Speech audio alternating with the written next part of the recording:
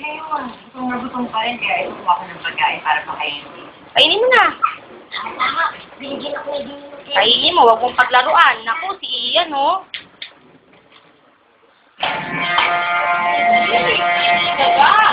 Wala ko na kita niya. Wala! Oo, makita niya. Wala! Kita talaga niya.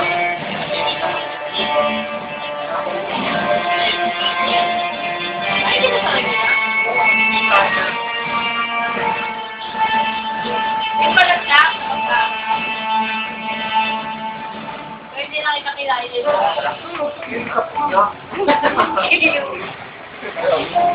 Si Francesca, alam mo. Luto. Tubig yun.